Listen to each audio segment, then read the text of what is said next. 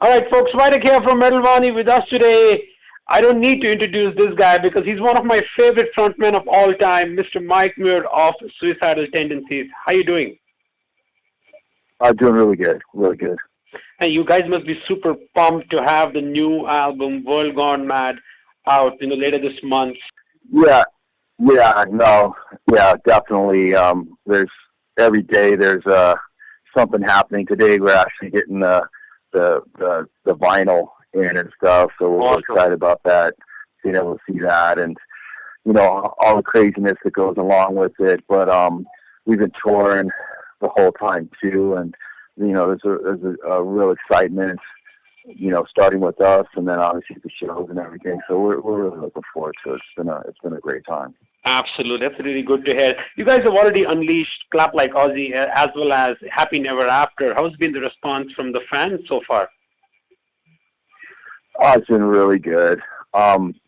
It's interesting because music is totally different than it used to be. Right.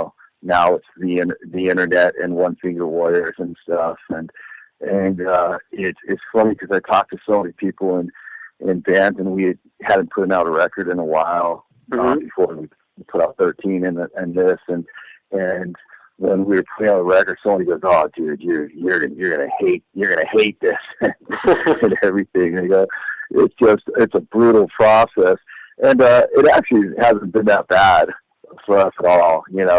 I find it funny. There'll always be. I don't have much time to spend on the internet. I got 3 kids, but there'll always be people that hate you. And right. And I came from the punk rock side, True. And the first record. Even the punk fans said it was terrible, and the metal ones said it was terrible, and people would come over to where I lived, and I had all these articles framed, and they go, "Oh," and they go with a smile and go look at it, and all it was articles talking crap about the band, saying how terrible we were, how the record sucked, how we were this and that, and they're like, "It's all says bad things. Why would you put it up?" And I go, "Because it doesn't fucking matter." You know what I mean? Right. And so I grew up on the folk rock side, so I'm not really sensitive to that. We used to take that as a badge of honor when people don't like you, but in the same sense too, when we just flew in and did Riot Fest, and I'm always walking around, and I guess most people don't because security always freaks out. What are you doing? What are you doing? I'm going outside, but people always come up and they say things that very personal, and appreciation of the band and things like that, and that's all that matters. And so many times people say, what, I always wanted to meet you, and if I did, I knew exactly what I was going to say, and I can't say anything right now, but I just want to say thank you. And I know how that is because there's several, only a couple people that I really looked up to, and when I met them, I was kind of like, "Oh, how's it going?" Right. And so it's it's called being normal, and I like being normal. So absolutely, it basically everything's been really good. People are really excited, and we definitely feel the excitement, and we're happy about it. And I think one of the best things is we've already done like probably 70 shows already with Dave, and the new lineup, and it's just been so much fun, Absolutely, man. You sit there, and on both sides, people that love Dave, they're like, "Dude, I've never seen him smiling so much at a show." And there's I always say this 4 or 5 times every show where I'm running across and I almost trip, he'll do something, and I just laugh. I'm like, "What the fuck was that?" Right. So cool, and he's just a gnarly drummer, and I've always been a huge fan. But being around him, being in the studio, being when we just playing things, he just is way more musical and versatile than a lot of people would ever know. He's just a beast on drums. In fact, I was about to ask that question, that having Dave, Dave in the band has been really, sort of inspirational for everyone, because, I hear tracks like Clap Like Ozzy, or even the new Degeneration, or even Living for Life. They are so drum heavy, obviously, with someone like Dave, who's so used to thrash metal style, brings his own Cuban accents, those drum licks, those intros and the outros in the songs, makes it even more interesting. So, being these drum heavy tracks, was it kind of like your idea to give him more room, or was it like Dave taking it up and just unleashing hell? Well, it's interesting because this is the first record he said that he's ever played when he's already heard the vocals and the singing's on it and everything. He actually played last, and so I think that really comes across because he goes, I'm playing to what the music is, what accentuating what he goes, I listen to the lyrics and I'm like, oh wow, I'm taking everything into consideration, and I think so that really comes across. It's I think it's easier to go in there and for a drummer to play and just do his thing and take his spot, but he picks his spots according to what the music is, and I think that's what really comes across to me that I really enjoy. And he knows when to it's like driving, when to speed up, when to slow down, when to going around the curves and all that, and I just think he did an amazing job on the record. Absolutely. And obviously while listening to the album, to be honest, it kind of felt like that fast-paced, chaotic train coming right towards you, trying to just overrun you, and you guys being the conductors of it. Really great feeling to hear an album like this, which is like a punch in the face, has that attitude in it, and obviously your vocals are like right there on top, like Mike Muir at its best. So was there any different method you applied this time in the studio while recording your vocals? No, well, basically I wrote all the songs, so that makes things much easier for me. And I do things differently. When I write, I pick up the guitar and I write, and then I kind of like just sing what I'm writing kind of thing, and it's to the music, so it's easier. The merger of the music and the lyrics and the vocals are much easier. Whereas when someone else has a song and then you try to make sense out of it, so that makes it easier. And it was very directional in a sense. It's interesting because a lot of people have commented and they say, I love the record. And listening to the record, I go, you guys probably could have done like a punk record and then done a thrash record and done a metal record. And the metal people would love the metal one, and the thrash would love the punk one.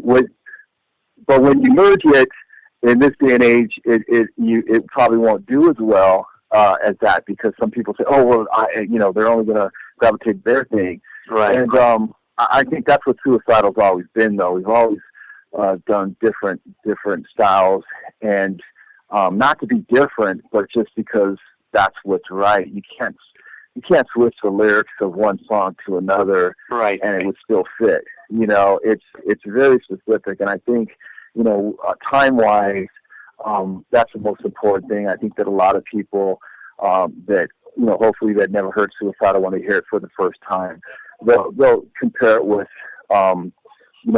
people that do records, and a lot of times specifically just for an audience, just to be liked.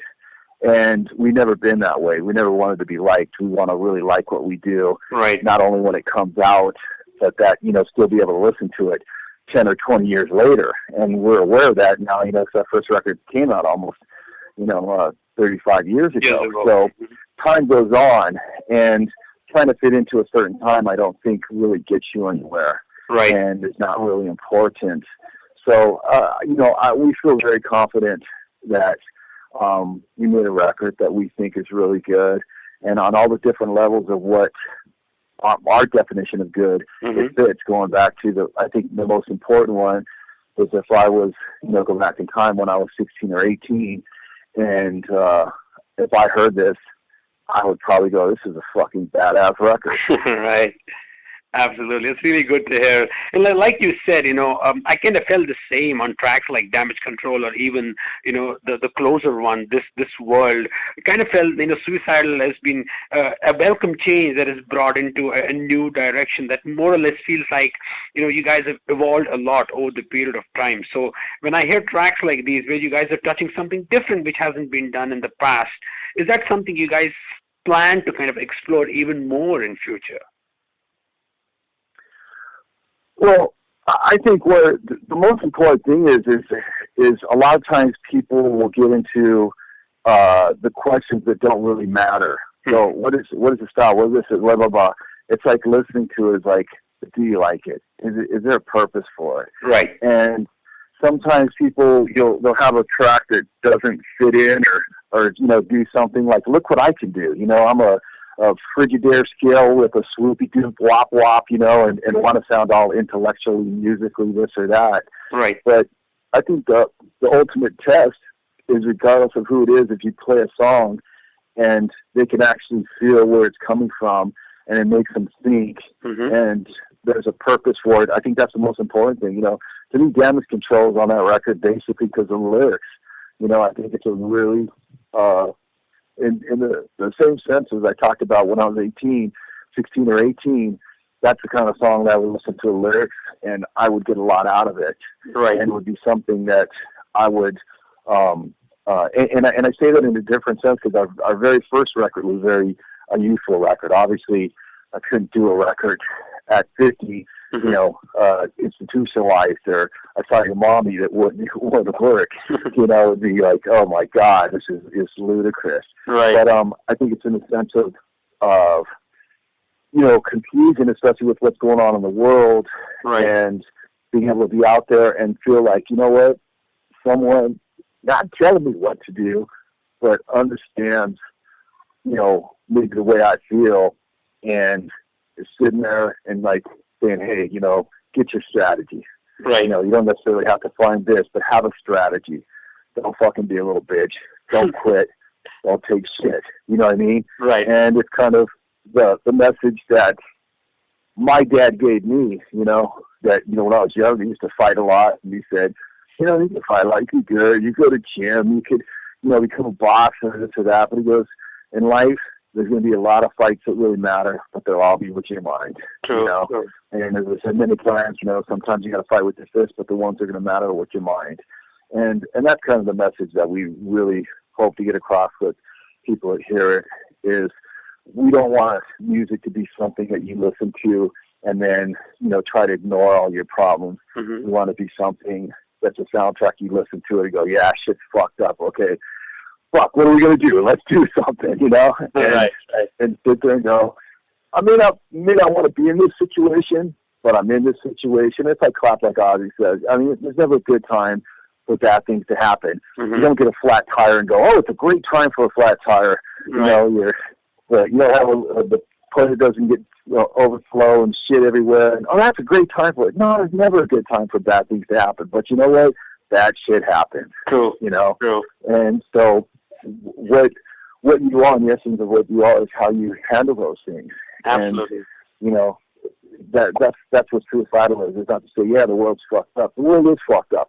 Indeed. But what my dad said, the most fucked up thing is that people that see it and don't do anything about it. Yeah. They accept that and they use that as an excuse. We don't believe in excuses, and I hope that, people have look at things and look and that are much smarter than me and find solutions, and try to be part of the solution rather than, accepting stuff that never should have happened. Right.